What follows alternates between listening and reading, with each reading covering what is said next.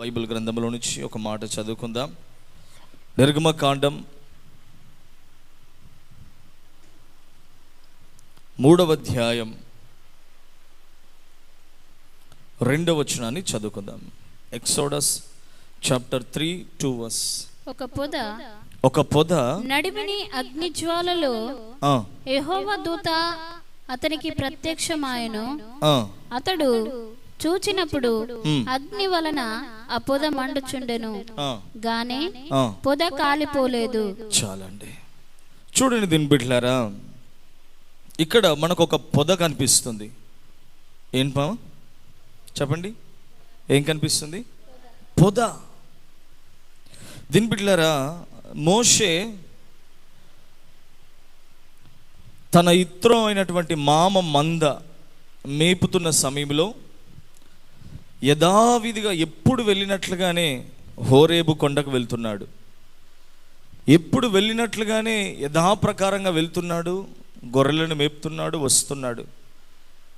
కానీ ఒక దినాన ఆ కొండ మీదకి గొర్రెల మందను తీసుకొని పోయి ఆ తట్టున గొర్రెలను మేపుతుంటున్నప్పుడు అనుకోకుండా ఒక దృశ్యమైన కంటికి కనబడింది. ఏంటి ఆ దృశ్యము అని అంటే, ఒక పొద ఆకస్మికంగా మండడం చూశాడు ఆయన. సరే, మండుతూ ఉంటే ఏదైనా ఆ మంటకి కాలిపోతుందిలే అనుకుంటాం మనం సహజంగా. కానీ ఎంతసేపటికి ఆ పొద కాలిపోవట్లేదు. ఆయన అనుకుంటున్నాడు, ఏమిటి ఈ వింత? నేను ఇన్ని సంవత్సరాలు, 40 సంవత్సరాల నుంచి ఈ అరణ్యంలో ఉంటున్నానే, నా కంటితో ఎన్నోసార్లు ఇలా కాలిపోతున్న దృశ్యాలు నేను చూశానే, కానీ ఎంతసేపటికి ఈ మంట ఆరట్లేదు, ఆ పొద కాలిపోవట్లేదు. ఏంటి ఆ వింత? దీన్ని నేను చూడాలి అని చెప్పేసి ఆ పొద దగ్గరికి మోషే నడుచుకుంటూ వస్తూ ఉన్నాడు. ఆ పొద దగ్గరికి నడుచుకుంటూ రాగానే ఆ పొదలో నుంచి ఒక స్వరం, మోషే మోషే, నువ్వు నిలబడి ఉన్న చోటు పవిత్రమైంది, చెప్పులు విడిచిపెట్టేసాయి. దిన్బిడ్లారా, అక్కడ నూతనమైనటువంటి ఒక చరిత్రకి అధ్యయనముగా దేవుడు ద్వారాన్ని తెరవగలిగాడు. అక్కడనే ఒక క్రొత్త చరిత్ర ఆరంభించబడింది. నేను అంటున్నాను దిన్బిడ్లారా, ఒక మాట, మన జీవితంలో ఎప్పుడైనా ఒక కొత్త చరిత్ర దేనితోటి ఆరంభించబడుతుందంటే అది కేవలము దేవుని దర్శనాన్ని బట్టి ఒక కొత్త చరిత్ర ఆరంభించగలుగుతాము. ఆమేన్, హల్లెలూయా. దేవుని బిడ్డలారా, దేవుని కొరకు మనం నిలబడాలన్నా, దేవుని కార్యాల కొరకు మనం నిలబడాలన్నా, దేవుని పరిచర్య చేయాలన్నా, దేవుని సువార్త పనిలో పాలుభాగస్థలం కావాలన్నా, దేవుని కొరకు పరిగెత్తాలన్నా, దేవుని కొరకు భారం మోయాలన్నా, ఒక కొత్త అధ్యాయం మన జీవితంలో దేవుని బిడ్డ జరగాలంటే, ఒక కొత్త చరిత్ర మన జీవితంలో నెరవేర్చబడాలంటే, ఒక గొప్ప కార్యం మన జీవితంలో జరగాలంటే దీని బిడ్డరా, మనల్ని ఆ విధంగా నిలబెట్టేది ఏదో కాదు, దేవుని దైవమైన దర్శనమే. దేవుని దర్శనమే మనల్ని ఆ రీతిగా మనల్ని నిలబెట్టగలుగుతుంది. ఆమేన్, హల్లెలూయా. చూడండి దీని బిడ్డరా, అదే మోషే అదే యథావిధిగా దర్శనం కనబడకపోతే ఇంకా 40 ఏళ్ళైనా అక్కడే ఉండేవాడు, ఇంకా 80 ఏళ్ళైనా అక్కడే ఉండేవాడు. కానీ దేవుని ప్రణాళికలోనికి, దేవుని బిడ్డ దేవుని ఉద్దేశంలోనికి, దేవుని చిత్తంలోనికి నడిపించింది ఏందయ్యా అంటే దైవ దర్శనం. ఈరోజు నేను అంటున్నాను, అలాంటి దర్శన భాగ్యం ఎవరికి కలుగుతుందో, అలాంటి దర్శన భాగ్యం ఎవరు పొందుకుంటారో, అలాంటి దైవ దర్శనం ఎవరికి కలుగుతుందో వారు ఒక జీవితంలో విప్లవాత్మకమైన మార్పును వాళ్ళు పొందుకోగలుగుతారు. ఆమేన్.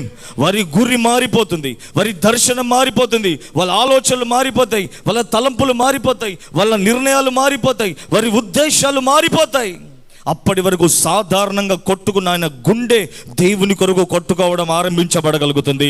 అప్పటి వరకు సాధారణంగా బ్రతుకుతే చాలులే అనుకున్నవారు నేను దేవుని కొరకు బతకాలన్న కాంక్ష కలుగుతుంది.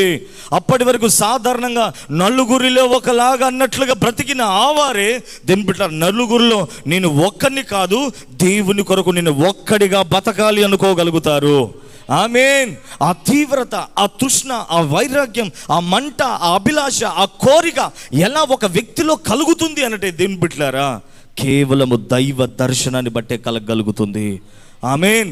అందుకే నేను అంటున్నా దేవుని బిడ్డ, మన ఆధ్యాత్మిక జీవితాల్లో మనము నేర్చుకోవాల్సిన ఒక పాఠం ఏంటంటే, మనకు ఒక రోషం పుట్టాలన్నా, ఒక వైరాగ్యం పుట్టాలంటే దేవుని బిడ్డలారా ఒక దర్శనం మన జీవితంలో కలగాలి. నువ్వు ప్రార్థన చేస్తున్నప్పుడైనా, దేవుని బిడ్డ వాక్యం చదువుతుంటున్నప్పుడైనా, దేవునితో పెనుగులాడుతున్నప్పుడైనా, ఒక దేవుని బిడ్డ డైరెక్ట్ ఎన్కౌంటర్, దేవునితో ముఖాముఖిగా ఆ దేవుని బిడ్డ అదైతే ఎప్పుడైతే నువ్వు చూడగలుగుతావో, దేవునితో ముఖాముఖిగా ఎప్పుడైతే నువ్వు కలుసుకోగలుగుతావో, ఆయన స్వరూప దర్శనము చేయగలిగితే, ఆయన స్వరూప దర్శనం నీ కళ్ళకు కనబడగలిగితే, ఆయన స్వరాన్ని నేరుగా నువ్వు వినగలిగితే, ఆయన స్పర్శని నువ్వు తాకగలిగితే, ఖచ్చితంగా దేవుని బిడ్డారా మన జీవితంలో ఎండిపోయిన ఎముక సహితము ఒక మహా సైన్యంగా మార్చబడగలుగుతుంది.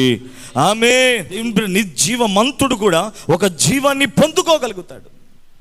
అందుకే నేను అంటున్నాను, మన జీవితంలో ఖచ్చితంగా దర్శనాన్ని పొందుకోవాలి. ఆ దర్శనం మనల్ని కడ వరకు కాపాడగలుగుతుంది, కడ వరకు స్థిరపరచగలుగుతుంది, కడ వరకు దేవుని కొరకు పరిగెత్తింపడానికి దేవుని బిడ్డ మనకు ప్రోత్సాహకరంగా ఉంటుంది. ఎక్కడ చల్లారిన, ఎక్కడ బలహీనపడ్డా, ఎన్ని పోరాటాలు వచ్చినా ఆ దర్శనం నీ కళ్ళ ముందుకు వస్తుంది. లేదు ఒక దర్శన ప్రకారంగా నేను నిలబడ్డాను అన్న ఆ దర్శనమే నేను గమ్యం వైపుకు నడిపించగలుగుతుంది. అందుకే నేను అంటున్నాను, దేవుని బిడ్డలారా సేవలోనైనా, విశ్వాస జీవితంలోనైనా, దేవుని కొరకు ఏదైనా ఒక కార్యము చేయాలనుకున్న ప్రతి వ్యక్తికి ఒక దర్శనం కావాలి. ఆ దర్శనమే మన జీవితాన్ని, మన చరిత్రను మార్చగలుగుతుంది. అందుకే సంగమా మనం నేర్చుకుంటున్న ఒక పాఠం ఏంటంటే, మోషేను ఆ మండుచున్న పొదలో కలిగిన ఆ ఒక్క దర్శనం ఆయన జీవితాన్ని మార్చివేయగలిగింది. ఆమేన్, హల్లెలూయా, హల్లెలూయా. దీని బిడ్డ చూడండి, ఒక మాట మీకు చూపిస్తాను, ఒక మాట గుర్తు చేస్తాను. చూడండి, తల్లి అతనికి చన్నుపాలు ఇస్తూ పెంచింది. నాయనా, నువ్వు ఐగుప్తుకు సంబంధించిన వాడవు కావు, దేవుని బిడ్డవు అని అలానే పెరిగాడు. పెరిగింది ఐగుప్తులోనైనప్పటికీ కూడా ఆయన పెరుగుతున్న అనుభవం ఎలాంటిదంటే దైవీకంగా పెరగగలిగాడు. దీని బిడ్డ దేవుని కొరకు రోషంగా బతకగలిగాడు. మొదటి 40 సంవత్సరాలు దేవుని కొరకు ఏదో చెయ్యాలన్న తపన, వైరాగ్యమైనలో ఉండే. దాని కొరకు ఒక వ్యక్తిని చంపేశాడు. దాని కొరకు దేవుని బిడ్డలారా ఎన్నో కార్యాల కొరకు నిలబడ్డాడు. కానీ దేవుని బిడ్డలారా ఒక దినాన ఐగుప్తు నుంచి పారిపోవలసి వచ్చింది. ఆ పారిపోయినటువంటి తరుణంలో దేవుని బిడ్డలారా అతడు మెల్లిమెల్లిగా ఆ ఆశలు, కోరికలన్నీ ఏమైపోయినాయి, ఇప్పుడు చచ్చిపోయిన పరిస్థితి అయిపోయింది. ఎప్పుడైతే దేవుని బిడ్డలారా నిర్జీవమైపోయాడు, మండేవాడు చల్లారిపోయాడు, బలంగా ఉండాల్సిన వాడు బలహీనమైపోయాడు, దేవుని కొరకు ఏదో చేయాలనుకున్నవాడు ఏదో జరిగిపోయిందిలే, బతికితే చాలు అనుకున్న జీవితంలోనికి వచ్చాడు. కానీ దేవుని బిడ్డలారా ఎప్పుడైతే ఈ దర్శనమైన చూడగలిగాడో, ఈ దర్శనం ఎప్పుడైతే ఆయన కంట కనబడగలిగిందో, మరలా పూర్వ వైభవములోనికి దేవుడు మోషేను తీసుకొని రాగలిగాడు. ఆమె చెప్దామా గట్టిగా, హల్లెలూయా, హల్లెలూయా, హల్లెలూయా. దీని బిడ్డ ఒక్క మాట గుర్తుపెట్టుకోండి, మన జీవితంలో మనకు ఒక దర్శనం కావాలి. ఏం కావాలి చెప్పండి గట్టిగా. నీ పక్క వారికి చేయించి చెప్పు, ఒక దర్శనం పొందుకో దేవుని దగ్గర నుంచి అని గట్టిగా. ఆమేన్, హల్లెలూయా. ఏం పొందుకోవాలమ్మా చెప్పండి గట్టిగా, దర్శనం. అందుకే దావీదు ఒక మాట అంటాడు, దేవా నన్ను మరలా దర్శించయ్యా. నువ్వు దర్శిస్తే ఆ జీవితమే వేరైపోతుందయ్యా, ఆ బ్రతికే వేరైపోతుందయ్యా. దేవుని బిడ్డలారా దేవుడు మనల్ని దర్శించాలని కోరుకుంటున్నాడు.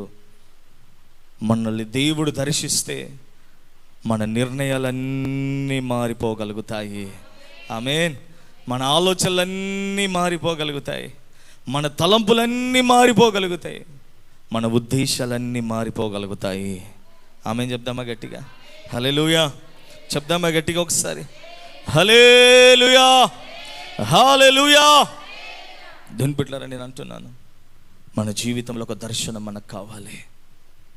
అపోస్తలుడైన యోహాను పద్మాస ద్వీపంలో వేసినప్పుడు దేవుని బిడ్డలారా ఎన్నో తన చుట్టూ ఎన్నో డెడ్ బాడీలు చచ్చిపోతున్నాయి, నీళ్లు లేక, ఆహారం లేక, సరైన వసతులు లేక, నిరాశలో నిస్పృహలో ఉంటున్న ఆయన జీవితంలో ప్రార్థనలో ఉంటున్నప్పుడు దేవుని స్వరూప దర్శనాన్ని చూడగలిగాడు కదా. ఆ దర్శనం దేని బిడ్డలారా ఆయన జీవితాన్ని మార్చివేయగలిగింది. ఆ దర్శనం ఒక్కటే పరలోకంలో ఏమేమి ఉన్నాయో మరుగైన సంగతులన్నీ దేవుడు ఆయన ద్వారా బయలుపరచగలిగాడు. నేను అంటున్నాను, ఒక దర్శనం మనల్ని ఒక విప్లవాత్మకంగా మార్చివేయగలుగుతుంది. ఒక దర్శనం మనల్ని దేవుని సన్నిధిలో రోషం పుట్టించగలుగుతుంది. అందుకే సంగమా, మన జీవితంలో ఒక దేవుని దర్శనం మనకు కలగాలి. దేవుడు మనల్ని దర్శించినట్లుగా మనము జీవించగలగాలి. ఎప్పుడైతే అలా జీవిస్తామో, ఆ దర్శనం కలుగుతుందో, మనం ఆ దర్శనానికి మనం అవిధేయత కాకుండా దేవుని కొరకు మనం జీవించగలుగుతాము. ఆమేన్, ఆమేన్. పౌలు ఏమంటాడు అమ్మా? పౌలు ఏమన్నాడు? దేవుడు నన్ను దర్శించిన ఆ దర్శనానికి నేను అవిధేయుడను కాను అన్నాడు. అవునా? దేవుడు నన్ను దర్శించాడు అన్నాడు. తిన్బిడ్డ, ఇశ్రాయేలు ప్రజలు ఒక ధర్మశాస్త్రాన్ని అవలంబిస్తున్న ఆ దినాల్లో యేసయ్య ఈ భూమి మీద ప్రత్యక్షమై, ఇదిగో నేను లోక రక్షకుణ్ణి అని చెప్తే ధర్మశాస్త్రోపదేశకులు, పరిసయ్యులు, సద్దుకాయులు, తిన్బిడ్డ, వాళ్ళు ఎవ్వరూ నమ్మలేదు. పైగా దేవుని నమ్ముకున్నటువంటి సంఘాన్ని పాడు చేయడానికి ఒక వ్యక్తిని ఏర్పరచుకున్నారు. ఆ వ్యక్తే సౌల్. ఎప్పుడైతే దేవుని బిడ్డలారా ఆ వ్యక్తిని ఏర్పరచుకున్నాడో, అతనికి ఒక అధికారం ఇచ్చేశారు. ఆ మతాన్ని చెదరగొట్టు, దేవుని బిడ్డలుగా పిలువబడుతున్న క్రైస్తవులను చెదరగొట్టు సౌల్. ఆయన్ని ఒక లేఖని ఇచ్చేశారు. ఆ లేఖను పట్టుకొని దమస్కుకు వెళ్తూ ఉంటున్న దీని బిడ్డ ఒక ప్రాంతానికి వెళ్తున్నప్పుడు దమస్కులో దేవుడు అతన్ని ఎన్కౌంటర్ అయ్యాడు. దేవుని దర్శనం కలిగింది. దేవుని దర్శనం ఎప్పుడైతే సౌలుకు కలిగిందో, దీని బిడ్డలారా, దేవుడు ఆయన జీవిత చరిత్రనే మార్చివేయగలిగాడు. ఆమెను చెప్దామా గట్టిగా? హల్లెలూయా చెప్దామా గట్టిగా ఒకసారి? హల్లెలూయా, హల్లెలూయా. సంగమా, నేను చెప్పాల్సిన ఒక మాట ఏంటంటే, ఆయన దర్శనం, ఆయన దర్శిస్తే మన చరిత్ర మారిపోతుంది, మన బ్రతుకు మారిపోతుంది, మన జీవితం మారిపోతుంది. దీని బిడ్డ, మన అన్ని క్రియలు మారిపోగలుగుతాయి. చూడండి, ఒక మాట మీకు చూపిస్తాను. అదే అపోస్తుల కార్యం తీయండి ఒకసారి, 26వ అధ్యాయం 19వ వచనం. అగ్రిప్ప రాజా, ఆకాశము నుండి కలిగిన ఆ దర్శనమునకు నేను అవిధేయుడను కాక, మొదట దమస్కులోని వారికిని యెరూషలేములోను యూదయ దేశమంతటను తరువాత నాకు కలిగిన దర్శనం అన్నాడు. అమ్మా, డైరెక్ట్గా దేవుడు మాట్లాడుతున్నాడు ఆయన కదా. ఇది ఎవరితో చెప్తున్నాడో? ఒక రాజుకు సాక్ష్యం చెప్తున్నాడు అక్కడ. ఇంత దర్శనం కలిగితే నేను ఆ దర్శనానికి ఎలా అవిధేయుని కాగలుగుతాడు?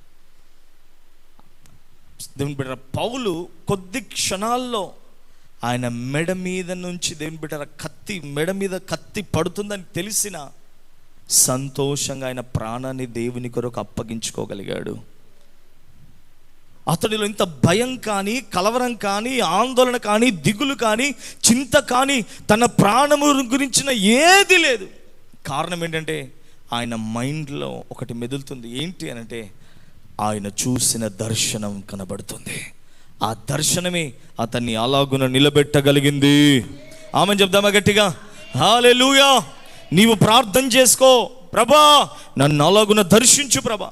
నా జీవితంలో దేవుని బిడ్డ, నేను నిలబడుతున్నాను కానీ సరైన పద్ధతిలో నిలబడట్లేదయ్యా. నేను ముందుకెళ్తున్నాను కానీ సరైన పద్ధతిలో ముందుకెళ్ళట్లేకపోతున్నానయ్యా. కొంతకాలం వెళ్తున్నాను, ఆగిపోతున్నాను. కొంత పరిగెత్తుతున్నాను, అలసిపోతున్నాను. కొంత మోస్తున్నాను, కొంత భరించలేకపోతున్నాను. ప్రభా నా వల్ల కావట్లేదు, నేను ఎలాగైనా నిలబడాలని ఆశతో నేనున్నానయ్యా. ఒక్కసారి నన్ను దర్శించు ప్రభా, నా చరిత్ర మార్చు ప్రభా అని ఒకవేళ నువ్వు ఆశపడగలిగితే, ఖచ్చితంగా ఆ దినాల్లో వారిని దర్శించి వారి చరిత్రను, వారి జీవిత గమ్యాన్ని మార్చిన దేవుడే నీ చరిత్రను మారుస్తూ, నీ జీవిత గమ్యాన్ని మారుస్తూ దేవుడు నిన్ను శక్తితో నడిపించగలిగిన దేవుడై ఉన్నాడు. ఆమేన్, హల్లెలూయా. అందుకే సంగమా, దేవుడు నీతో మాట్లాడుతున్న ఒక అద్భుతమైన మాట ఏంటంటే, ఈరోజు దేవుడు నీతో మాట్లాడుతున్న మాట ప్రభు దగ్గర నల్లగొట్టుకుందాం మనం. నన్ను దర్శించు ప్రభా, నన్ను దర్శించు ప్రభా, నన్ను దర్శించు ప్రభా, నన్ను దర్శించు ప్రభా అని ఎప్పుడైతే దేవుని సన్నిధిలో అలాగనే మనం ప్రార్థన చేస్తామో, ఆ దర్శనం మన జీవిత గమ్యాన్ని మార్చివేయగలుగుతుంది. ఆమేన్, హల్లెలూయా. చూడండి, ఈ దర్శనం మన నిర్ణయాలను మార్చేస్తుంది. అమ్మా, ఏం మార్చేస్తాయి చెప్పండి గట్టిగా? ఇప్పుడు సౌలు పౌలుగా మారిపోయాడు. కారణం దేవుని దర్శనం. ఆయన లక్ష్యం వేరుండే కదా. దీని బిడ్డ ఇప్పుడు మరొక లక్ష్యం వచ్చేసింది. ఈరోజు నేను ఆ లక్ష్యం మారిపోయింది, మనస్సు మారిపోయింది. ఆయన చేసినటువంటి దేవుని బిడ్డలారా పరిచర్య చూస్తే ఆశ్చర్యం వేస్తుంది. ప్రపంచాన్ని 3 సార్లు చుట్టేసేసాడు ఆయన. కాళ్ళకు చక్రాలు కట్టుకున్నాడా అన్నట్లుగా ఇంత ఆధునికంగా ఉన్నటువంటి ఈ పరిస్థితుల్లో కూడా మనము తిరగలేని పరిస్థితి. కానీ ఆ కాలంలో దేవుని బిడ్డలారా పౌలు మొత్తం ఆసియా ఖండాలను చుట్టేసేసాడు. నేను అంటున్నాను, ఒక్క దర్శనం ఆయన ఒక్క చోట నిలబడనివ్వలేదండి. ఆ దర్శనం అతన్ని కుదురుగా కూర్చొనివ్వలేదు.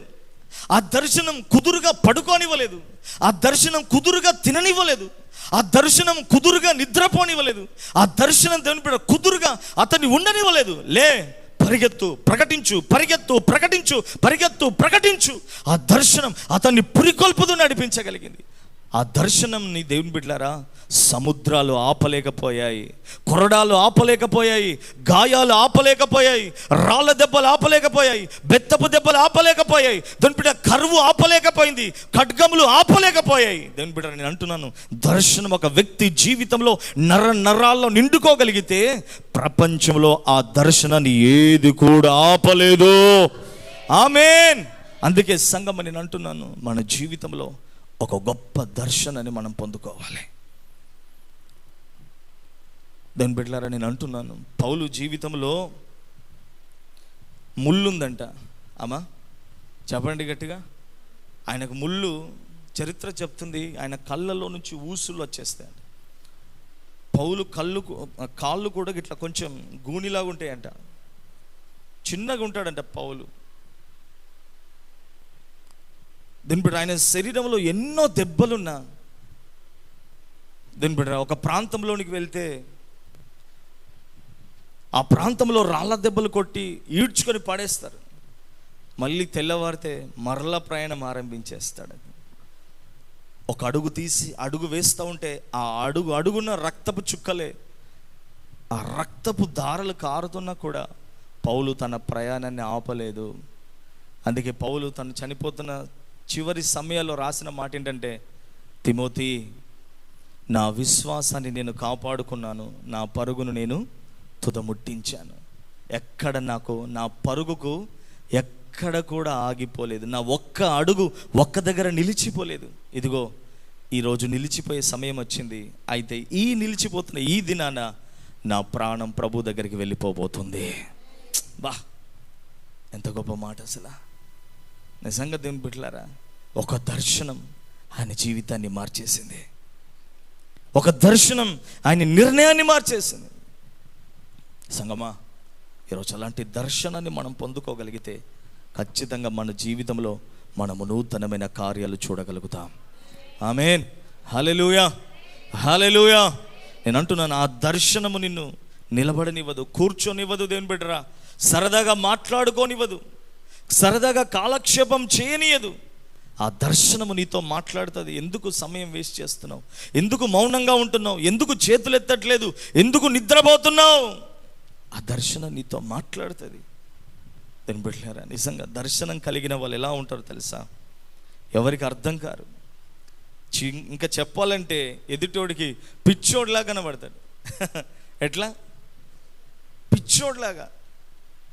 ప్రభుత్వాలు కానీ డాక్టర్లు కానీ ఏం చెప్తారు? మనిషికి 8 గంటలు నిద్ర ఉండాలి, అప్పుడే ఉంటారని. ఈ దర్శన నిద్ర పోనీయదే కదా.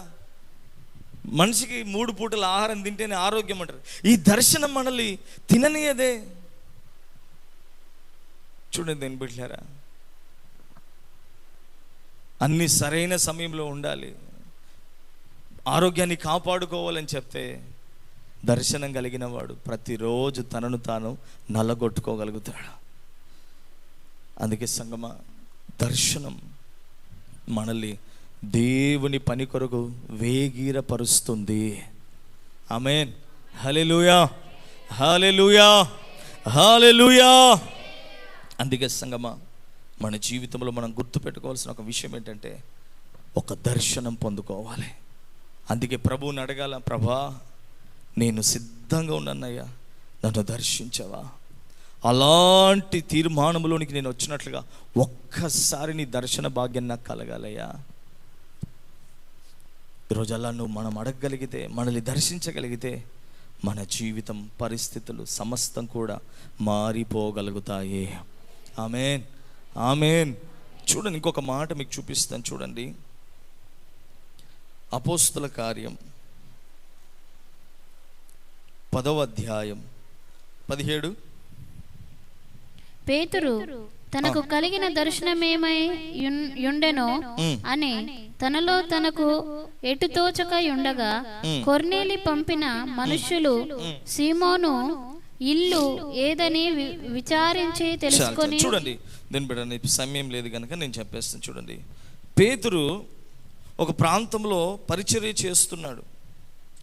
అయితే దేవుడు కొర్నేలితో మాట్లాడతాడు. కొర్నేలి, నీ ప్రార్థన, నీ ధర్మ కార్యాలు దేవుని సన్నిధిలో జ్ఞాపకార్థంగా చేరాయి. అయితే నీ కుటుంబము రక్షించబడాలి అని. దానికి నేనేం చేయాలయ్యా అంటే, ఇదిగో ఒక స్థలములో ఒక దైవజనుడు ఉన్నాడు పేతురు, ఆయనను మీ ఇంటికి పిలిపించుకోండి.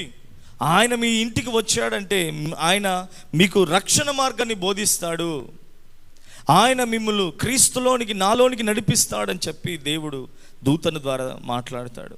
వెంటనే పేతురు కొరకు వాళ్ళు ఆలోచన చేస్తుంటే, పేతురు మైండ్ సెట్ వేరే ఉంది.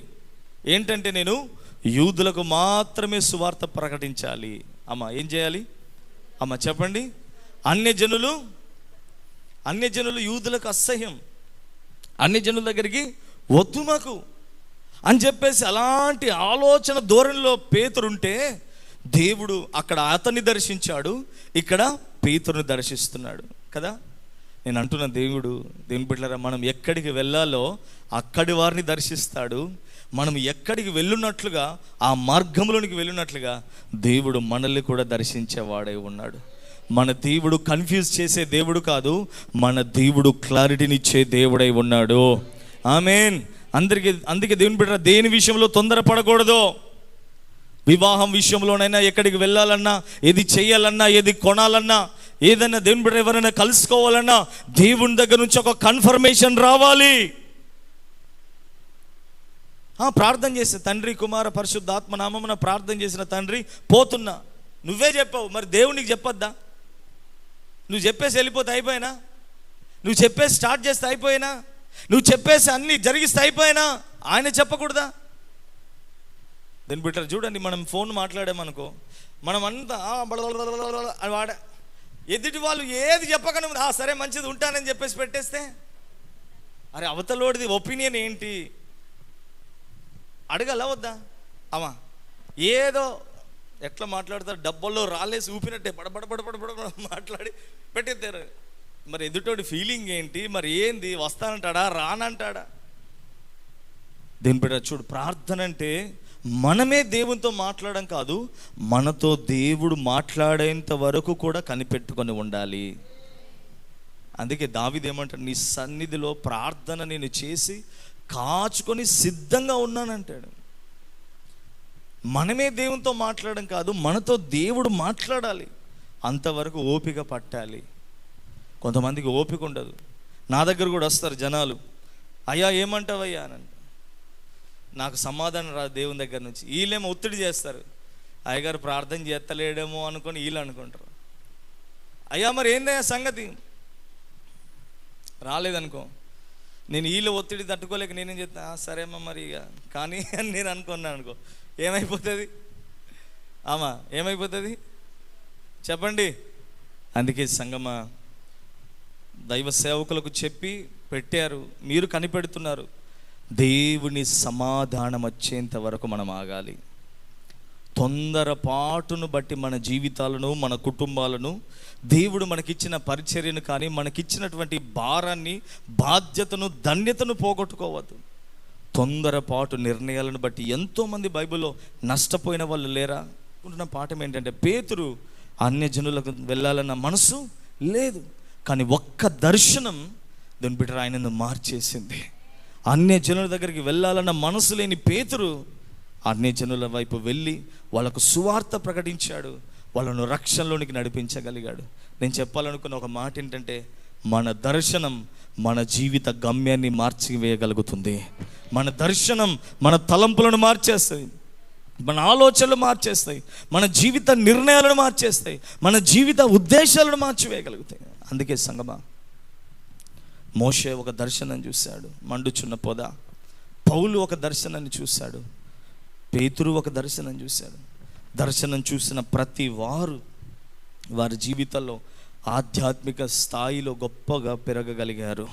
నేను అంటున్నాను సంగమా, ఈరోజు దేవుడు మనతో మాట్లాడుతున్న ఒక మాట ఏంటంటే, ఖచ్చితంగా మన జీవితంలో ఉన్నతమైన దర్శనాన్ని కలిగి మనం ముందుకు వెళ్ళేవారిగా ఉందుముగాక. ఆమేన్. చెప్దామా గట్టిగా ఒకసారి? హల్లెలూయా, హల్లెలూయా, హల్లెలూయా. ఋతు గ్రంథంలో ఒక మాట రాసి ఉంటుంది, చదవద్దు కానీ, అక్కడ కరువు వచ్చేసిందని అందరూ దినబిడ్రా ఆ దేశాన్ని విడిచిపెట్టి వెళ్ళిపోయారు. కానీ ఒక మాట వినబడింది, మరలా దేవుడు బెత్లెహేమును దర్శించాడు. అమ్మా కదా, అప్పటి వరకు ఎండిపోయిన భూమి, నెరల విడిచిన భూమి ఇప్పుడు సారవంతమైన నేలగా మార్చబడగలిగింది. ఎండిపోయిన పరిస్థితి, మొక్క మొలవలేని పరిస్థితిలో ఇప్పుడు ఒక వృక్షాలుగా పెరగగలుగుతున్నాయి. బీడు భూములుగా, బంజరు భూములుగా పిలువబడిన ఆ భూములు, కనబడ్డ ఆ భూములు ఇప్పుడు ఏదేను తోట వలె మారిపోతున్నాయి. కారణం ఒకటే, దేవుడు మరలా దర్శించగలుగుతున్నాడు. దేవుడు మరలా దర్శించగలుగుతున్నాడు. ఈరోజు నేను అంటున్నాను, దేవుడు మనల్ని దర్శిస్తే మన జీవితాలు మారిపోతాయి. ఎండిపోయిన మనం సస్యశ్యామలంగా మార్చబడగలుగుతాం. నెరలు విడిచిన నేల దిన్బిడరా ఫలభరితమైన నేలగా మార్చబడగలుగుతుంది. ఈరోజు మనల్ని దేవుడు దర్శించాలని కోరుకుంటున్నాడు. అందరం కూడా ఒక్క నిమిషం మోకరించి ప్రార్థన చేస్తాం.